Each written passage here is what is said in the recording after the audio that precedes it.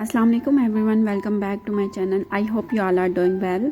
आज की इस वीडियो में मैं आपसे शेयर करूंगी कुछ हैक्स जिनको यूज़ करके आप बचा सकते हैं किचन में अपना टाइम।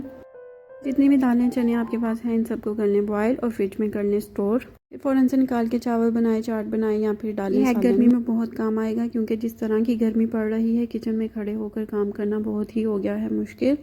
और अगर आपने किया होगा सब कुछ पहले से बॉयल तो आपको बिल्कुल भी टाइम नहीं लगेगा, निकाल लेंगे और जो बनाना चाहें वो खाना बनाने के लिए सबसे पहली चीज़ जो हमें चाहिए होती है वो है जिंजर गार्लिक। और अक्सर लड़कियों को जो है वो इन दोनों के कपड़े उतारते हुए मतलब छिलके उतारते हुए मसला होता है। हफ्ते में से किसी एक दिन के 10-15 मिनट निकालें और इनको कर लें साफ़, इनके छिलके वगैरह उतार के। इन सारी चीज़ों का बना लें पेस्ट ताकि आपका पूरा हफ्ता सुकून से गुजर सके। और जब भी आपने खाना बनाना हो आप फ़ौरन इसके क्यूब निकालें या फिर जिस भी आपने जार में डाला हो उसमें से 1 या 2 स्पून डालें और आप खाना आराम से रेडी कर सकें।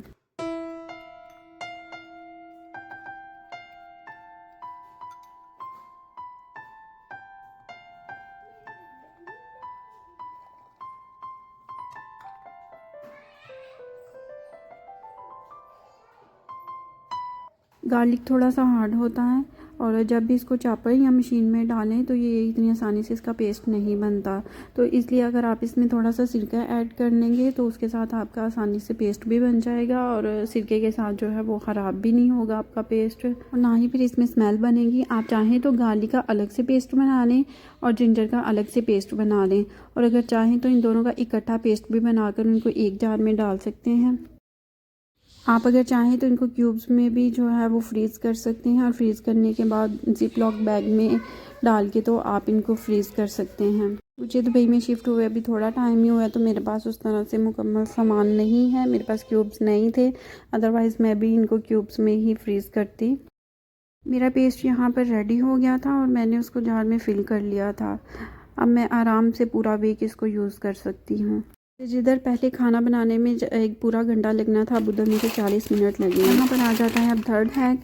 तो जिनके घर में रोज़ रायता बनता है खाने के साथ उनको पता होगा कि रोज़ रोज़ इसको निकालना, उसके बाद वॉश करना और फिर इसको पेस्ट बनाना, फिर रायते में ऐड करना कितना मुश्किल होता है। तो अगर इस तरह से इकट्ठा बना लिया जाए तो बहुत सुकून हो जाता है। पुदीने के पत्तों को इतनी ज़्यादा देर तक रखा भी नहीं जा सकता फ्रिज में क्योंकि वो ख़राब होना शुरू हो जाते हैं, गलना शुरू कर देते हैं।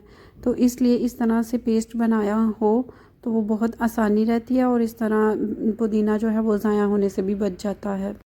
मैं यहाँ पर साथ साथ इसके पत्ते तोड़ रही थी और साथ साथ इसकी स्मेल को एंजॉय कर रही थी। मुझे बहुत इसकी अच्छी लगती है स्मेल और ये बहुत प्यारे पत्ते थे, बहुत फ़्रेश और मैं सोच रही थी कि अल्लाह ताला ने कितनी प्यारी चीज़ें हमारे लिए बनाई हैं और अल्लाह ताला ने हमें कितनी नेमतों से नवाजा हुआ है इंसानों को। जब भी आप इस तरह कोई काम कर रहे हों तो ग्लव्स ज़रूर यूज़ किया करें किचन में, इस तरह से आपके हाथ बच जाते हैं। पुदीने के पत्ते तोड़ने से फिर वो नेल्स में जो ग्रीनरी चली जाती है ना, इस तरह से वो नहीं जाती और पूरा हफ्ता एक तो आपके हाथ भी साफ़ रहेंगे अगर आप ऐसे काम एक ही दिन में करके उसके बाद आपके अपने हाथों को साफ़ कर लेते हैं अच्छी तरह से तो फिर आपके हाथ भी गंदे नहीं होंगे पूरा हफ्ता। जैसे हमने सारी चीज़ों को साथ मेंटेन रखा होता है ऐसे हमें सेल्फ़ केयर के बारे में भी सोचना चाहिए क्योंकि छोटी सी ज़िंदगी है तो इसमें खुद पे भी तवज्जो दें, खुद के लिए भी टाइम निकालें, खुद से प्यार करें।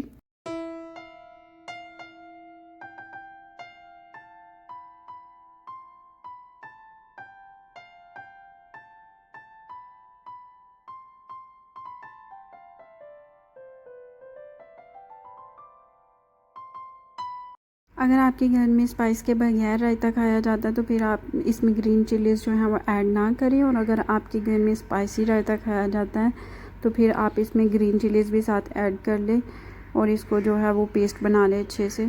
जैसे कि इधर मेरा भी पेस्ट बन गया था और मैंने इसको जार में डाल लिया था, लेकिन मैं इसको फ्रीज़र में रखूँगी और जब मैंने इसको यूज़ करना होगा तो मैं इसको निकाल के थोड़ी देर के लिए बाहर रख लिया करूँगी। और इधर बनाकर रख लेंगे हम आलू की टिक्कियाँ जो कि पूरा हफ्ता हमारे काम आ सकती हैं। और इस तरह अगर आप कबाब वगैरह बनाकर रख लेते हैं तो अगर आपके घर पूरे वीक में कोई गेस्ट वगैरह भी आते हैं तो आपको कोई प्रॉब्लम फेस नहीं करनी पड़ेगी, आप जल्दी से निकाल लेंगे और उसको फ्राई करके सर्व कर लेंगे।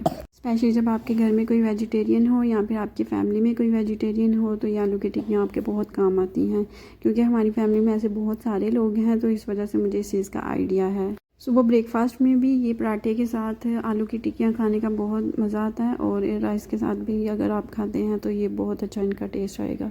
मैं आलू की टिक्कियों के साथ शामी कबाब और सीख कबाब वगैरह बना कर रख देती हूँ, क्योंकि हसन जो है वो नाश्ते में ये सब खाना पसंद करते हैं पराठे के साथ।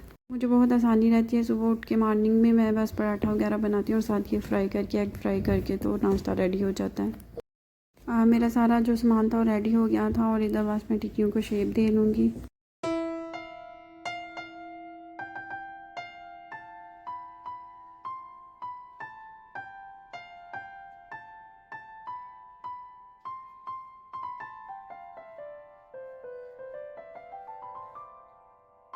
अगर आप एक ही दफ़ा में पूरे वीक का मेन्यू डिसाइड कर लेते हैं तो आपको बहुत आसानी रहेगी, फिर वो रोज़ रोज़ सोचने वाला कि आज क्या बनाएं आज क्या बनाएं, वो वाला काम ख़त्म हो जाएगा। और इधर मैं बना रही थी डोनट, क्योंकि हिबा की तबीयत थी बहुत ज़्यादा ख़राब, उसका गला बहुत ज़्यादा ख़राब है और उसको है फ़ीवर, तो उसने डोनट्स खाने की डिमांड की, तो मैंने कहा ओके मैं बना देती हूँ अभी घर में। मैं काफ़ी टाइम के बाद बना रही हूँ तो इसलिए थोड़ा सा डर भी है, पता नहीं कैसे बने, लेकिन जैसे भी बने मैं आपके साथ रेसिपी शेयर करती हूँ। मैंने ले लिया था एक बोल में पानी, और उसको मैंने गर्म कर लिया था, उनमें फिर मैंने ईस्ट और शुगर ऐड कर ली थी। एक बोल में मैंने डाल लिया था एग, शुगर, वनीला एसेंस और दूध मैंने इसमें मिक्स कर लिया था।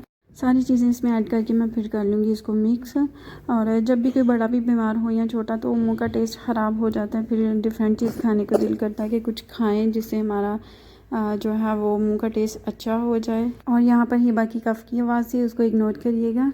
जब पानी के अंदर ईस्ट और शुगर ऐड करिएगा तो देखिएगा वो अगर ज़्यादा पतला हो जाए तो फिर डोनट्स जो हैं वो सही नहीं बनेंगे, वो थोड़ा सा थिक होना चाहिए।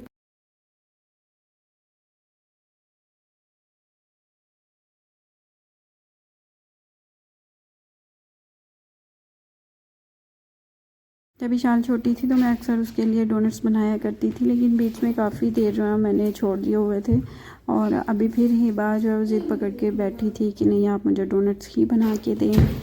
यहाँ पर जिस बोल में मैंने एग वगैरह डाल के सारी चीज़ों को मिक्स किया हुआ था, उसमें मैंने 3 बोल मैदा ले लिया और फिर उसको अच्छे से मिक्स किया, और बीटर की मदद से मैंने उसको सही से गूंद लिया था, और फिर मैंने थोड़ा सा ऑयल लगाया, ऊपर से इसको कवर कर दिया। फिर इसको मैंने 1 घंटे के लिए रेस्ट दे दी थी। आप चाहें तो 2 घंटा भी इसको गूंद के रखें, जितना टाइम ज़्यादा लगेगा उतनी डो इसकी अच्छी बनेगी और डोनट्स उतने ही फूले हुए बनेंगे। मेरे पास टाइम कम था इसलिए मैंने इसको ज़्यादा टाइम नहीं दिया, क्योंकि डिनर के बाद फिर इसने मांगे थे, और उसके बाद सोना भी था, इसलिए फिर मैंने की कोशिश की थी कि मैं जल्दी ही इसको बना लूँ। इस काम को ख़त्म करने के बाद मैंने किचन को साफ़ कर लिया था, क्योंकि मैं किचन को साथ साथ साफ़ कर लेती हूँ।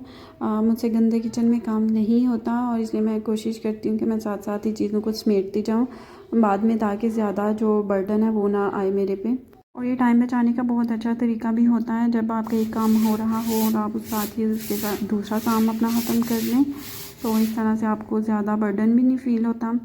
तो बस टाइम गुज़र चुका था और फिर मैंने इसे कवर हटाया, तो ये अच्छे से जो है वो डो रेडी हो चुकी थी।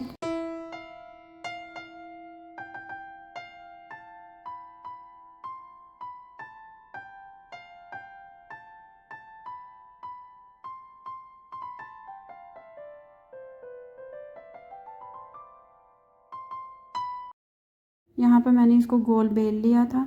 ईशान और हिबा मेरे पास खड़ी होकर देख रही थी, और अब उनको अच्छी तरह से डोनट की रेसिपी जो है वो याद हो गई है। मैं दिन में इनको 1 घंटे के लिए फ़ोन देती हूँ, चाहे वो रात को दूँ या फिर सुबह दूँ, तो उसमें भी ये रेसिपीज़ देखती रहती हैं, केक्स वगैरह की और इस तरह डोनट की, और फिर स्टेप बाय स्टेप बताती हैं, मम्मा अब ये करना है, ये करना है, अब ये बना के दो, तो अब ये बना के दो। तो यहाँ पर मैंने जो है वो डोनट्स को शेप दे ली थी। मेरे पास शेप देने के लिए उस तरह कुछ स्पेसिफिक चीज़ नहीं थी। मैंने जार की कैप के साथ इसको शेप दी थी। कुछ तो सही बन के, लेकिन कुछ थोड़े बहुत टेढ़े मेरे थे, लेकिन इट्स ओके, चलता है, हमने खुद ही खाने थे। ऑयल को मैंने पहले से ही गर्म होने के लिए रख दिया था। ऑयल को आपने ज़्यादा गर्म नहीं करना, उसके नीचे जो बर्नर है वो हल्का सा आपने ऑन करना है। अगर आप ऑयल को ज़्यादा गर्म करेंगे तो वो अंदर डालते ही डोनट आपका कलर ज़्यादा तेज़ आएगा, बाहर से वो जल जाएगा और अंदर से वो कच्चा रह जाएगा। इसलिए डोनट को हमेशा मीडियम फ्लेम पर ही फ्राई करें। यहाँ पर मैंने शुगर को बारीक पीस लिया था और इसके ऊपर स्प्रेड कर दिया था, और ये बहुत अच्छा मज़े का हमारा डोनट रेडी हो गए थे। और फिर बच्चों ने खाए और उनको बहुत मज़ा आया। अल्हम्दुलिल्लाह मैंने बहुत टाइम के बाद बनाए लेकिन अच्छे बन गए। यही आज की हमारी वीडियो थी। आई होप आपको पसंद आई हो। लाइक करिएगा, कमेंट करिएगा और सब्सक्राइब ज़रूर करिएगा। अल्लाह हाफिज़, अपना ख्याल रखें।